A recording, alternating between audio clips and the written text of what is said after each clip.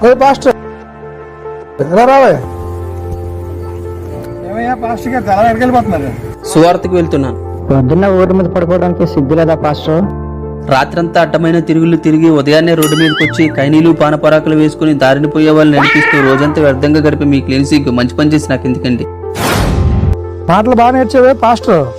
ఇలాంటి కలబొల్లి మాటలు చెప్పే జనాలందరినీ మార్చేస్తున్నా బలవంతంగా మార్చడానికి ప్రజల అమాయకుల. మనకిష్టం లేని కూర ఒక పూట తినం, మనకిష్టం లేని బట్టలు ఒకసారి వేసుకోం. అలాంటిది ఇష్టం లేని దేవుని జీవితాంతం పూజించమంటే ఎలా పూజిస్తారు? వాళ్ళు ఇష్టపడి వస్తున్నారు కాబట్టి బాప్తిస్మం ఇస్తున్నాను.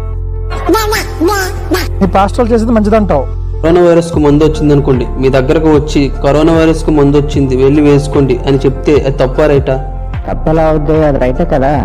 మరి పాపమైన వైరస్ కు మందు యేసుక్రీస్తు, ఆ మందు 2000 సంవత్సరాల క్రితం ఈ భూమి మీదకు వచ్చిందని చెప్పడం తప్పేలా అవుద్ది? అయినా పాస్టర్ 3 మేకులు పీక్కలేనాడు మా ప్రజల పాపాలు ఏం కాపాడతాడు? కరోనా సోకిన వాళ్లకు వైద్యం చేస్తున్న డాక్టర్లు ఎంతో మంది చనిపోతున్నారు. చనిపోయిన ఆ డాక్టర్లను చేతకానోళ్లు, తమను తామే కాపాడుకోలేకపోయారు, బలహీనులు అని అనకూడదు. ఎందుకంటే అనేక మందిని కాపాడే పని వల్ల వాళ్ళు ప్రాణాలు కోల్పోయారు. అలాగే యేసుక్రీస్తు మనుషుల్ని పాపం నుండి కాపాడే పనిలో తన ప్రాణాలు సిలువకు అర్పించాడు.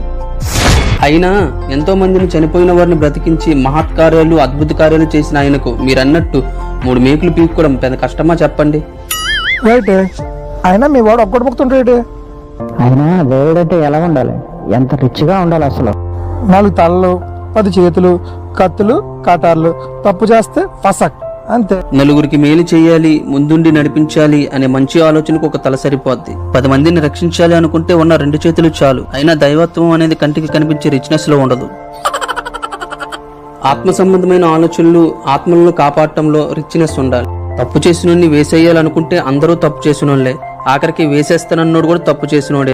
యేసుక్రీస్తు తప్పు చేసినోళ్ళని తప్పించి మార్చి మంచి జీవితాన్ని ఇవ్వడానికి వచ్చాడు.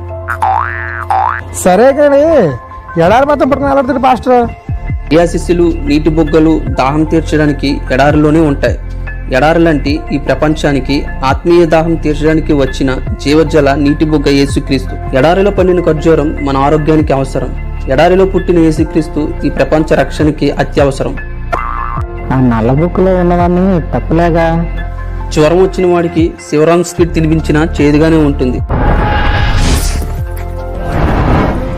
పిచ్చి పిచ్చిగా మాట్లాడే పాస్టర్, పళ్ళు రాలిపోతాయి, జాగ్రత్తగా ఉండు. ఆదికాండం 1936లో లోతు కూతురులో ఏం చేశారు? మరి అయితే ఆదికాండం 38:18లోని యూదా తామర చేసింది ఏంటి? బైబిల్ తప్పులే కదా? అన్ని తప్పులే కదా. పరిశుద్ధ గ్రంథం అనే పేరు సిగ్గు ఉండాలి.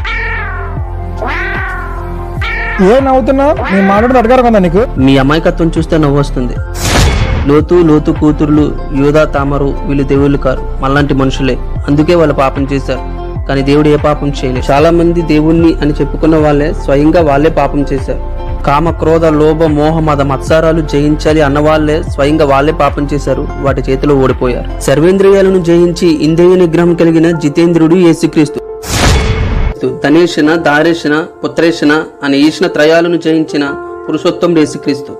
ఆకాశము క్రింద ఇయ్యబడిన ఏ నామములోనూ మనుషులకు రక్షణ కలుగుదు, ఒక యేసు నామములోనే. అందుకే అందరూ యేసును నమ్మాలి. ఇంకెలాగే పాస్టర్